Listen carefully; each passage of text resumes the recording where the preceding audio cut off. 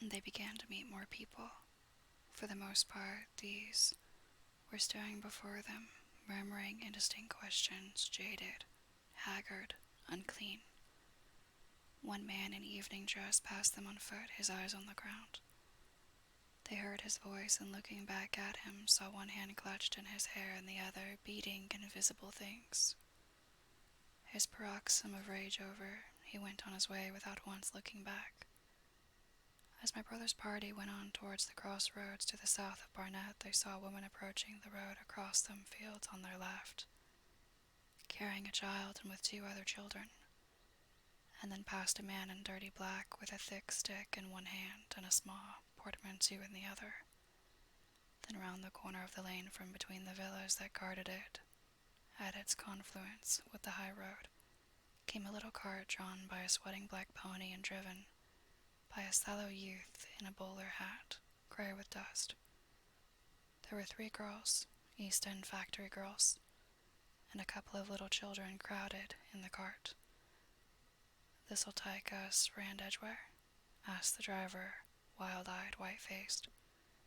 And when my brother told him it would if he turned to the left, he whipped it up at once without the formality of thanks.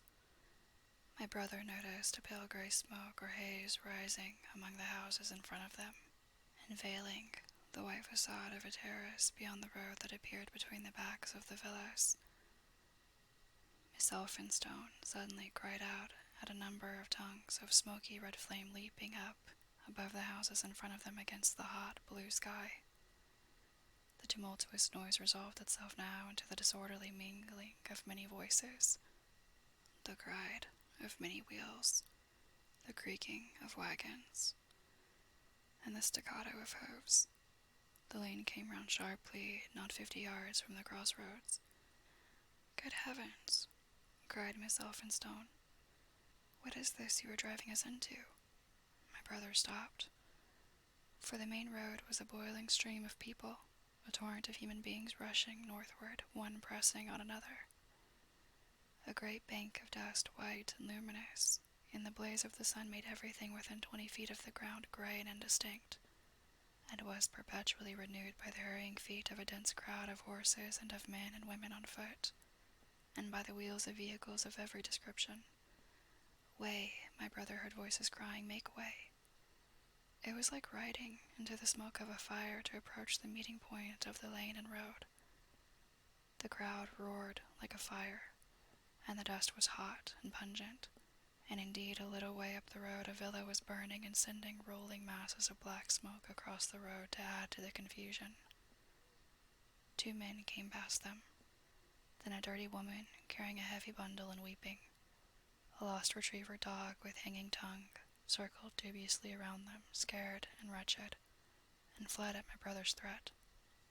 So much as they could see of the road Londonward between the houses to the right was a tumultuous stream of dirty, hurrying people, pent in between the villas on either side. The black heads, the crowded forms, grew into distinctness as I rushed towards the corner, hurried past, and merged their individuality again in a receding multitude that was swallowed up at last in a cloud of dust. Go on," cried the voices. "Way, way." One of the man's hands pressed on the back of another. My brother stood at the pony's head. Irresistibly attracted, he advanced slowly, pace by pace, down the lane. Edgware had been a scene of confusion, Chalk Farm, a riotous tumult. But this was a whole population in movement. It is hard to imagine that host. It had no character of its own. The figures poured out past the corner and receded with their backs to the group in the lane. Along the margin came those who were on foot, threatened by the wheels, stumbling in the ditches, blundering into one another. The carts and carriages crowded close upon one another, making little way for those swifter and more impatient vehicles that darted forward every now and then when an opportunity showed itself of doing so. Sending the people scattering against the fences and gates of the villas. "Push on," was the cry. "Push on, they are coming." In one cart stood a blind man in the uniform of the Salvation Army, gesticulating with his crooked fingers and bawling, "Eternity, eternity." His voice was hoarse and very loud, so that my brother could hear him long after he was lost to sight in the dust. Some of the people who crowded in the carts whipped stupidly at their horses and quarreled with other drivers. Some sat motionless, staring at nothing with miserable eyes. Some gnawed their hands with thirst or lay prostrate in the bottoms of their conveyances. The horses' bits were covered with foam, their eyes bloodshot. There were cabs, carriages, stopped carts, wagons, beyond counting. A mail cart, a road cleaner's cart marked vestry of St. Pancras, a huge timber wagon crowded with rogues, a brewer's dray rumbled by with its two near wheels splashed with fresh blood. "Clear the way," cried the voices. "Clear the way." "Eternity, eternity," came echoing down the road. There were sad, haggard women tramping by well-dressed, with children that cried and stumbled, their dainty clothes smothered in dust, their weary faces smeared with tears. With many of these came men, sometimes helpful, sometimes lowering and savage. Fighting side by side with them, pushed some weary street outcast in faded black rags, wide-eyed, loud-voiced, and foul-mouthed.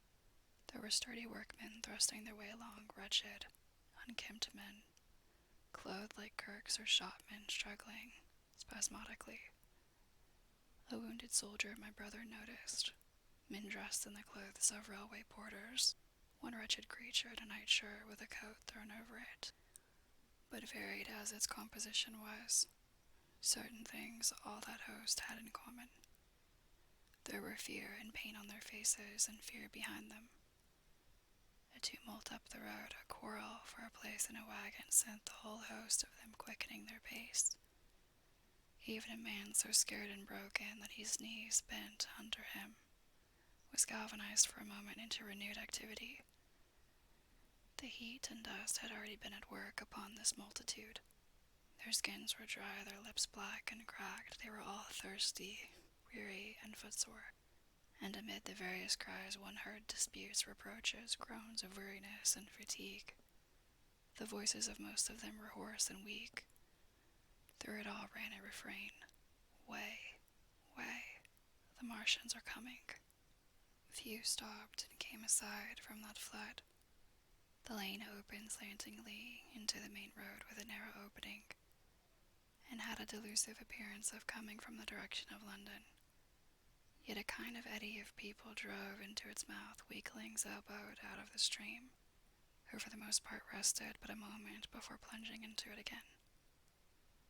A little way down the lane, with two friends bending over him, lay a man with a bare leg wrapped about with bloody rags. He was a lucky man to have friends.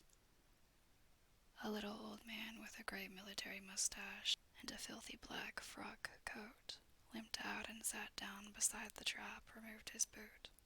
His sock was blood-stained, shook out a pebble and hobbled on again. And then a little girl of 8 or 9, all alone, threw herself under the hedge close by my brother, weeping. "I can't go on, I can't go on." My brother woke from his torpor of astonishment and lifted her up, speaking gently to her, and carried her to Miss Elphinstone. So soon as my brother touched her, she became quite still, as if frightened. "Ellen!" shrieked a woman in the crowd, with tears in her voice. "Ellen!" And the child suddenly darted away from my brother, crying, "Mother!" "They are coming," said a man on horseback, riding past along the lane.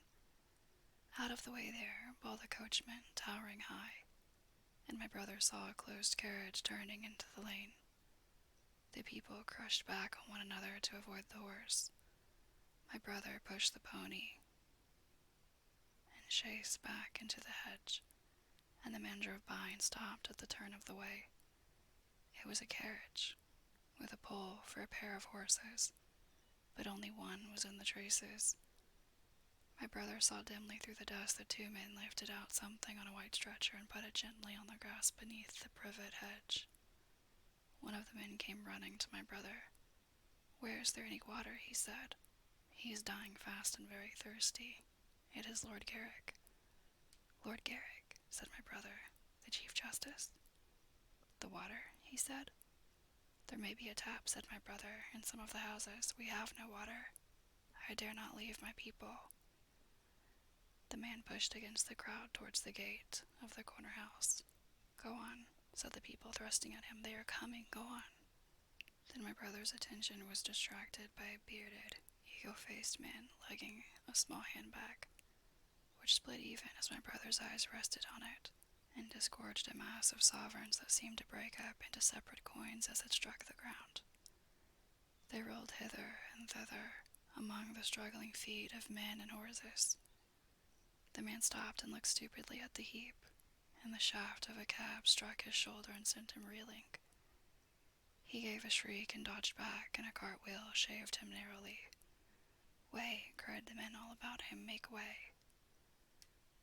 So soon as the cab had passed, he flung himself with both hands open upon the heap of coins and began thrusting handfuls in his pockets.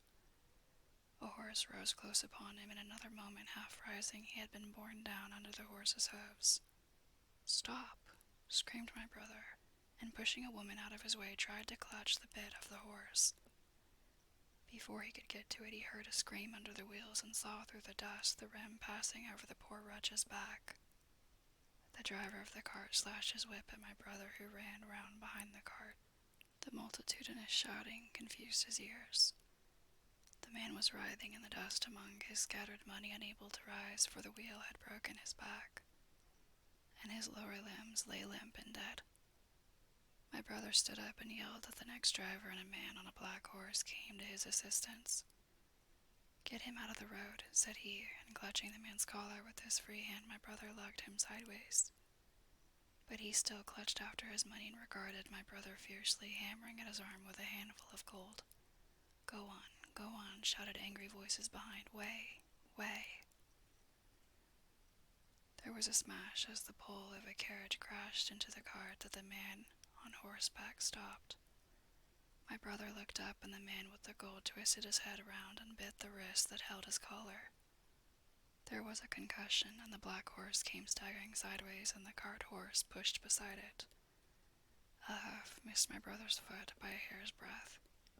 He released his grip on the fallen man and jumped back. He saw anger change to terror on the face of the poor wretch on the ground, and in a moment he was hidden, and my brother was borne backward and carried past the entrance of the lane, and he had to fight hard in the torrent to recover it. He saw Miss Elphinstone covering her eyes, and a little child with all a child's want of sympathetic imagination, staring with dilated eyes at a dusty something that lay black and still, ground and crashed under the rolling wheels. "Let us go back," he shouted, and began turning the pony round. "We cannot cross this hell," he said. And they went back 100 yards the way they had come until the fighting crowd was hidden. As they passed the bend in the lane, my brother saw the face of the dying man in the ditch under the privet, deadly white and drawn and shining with perspiration.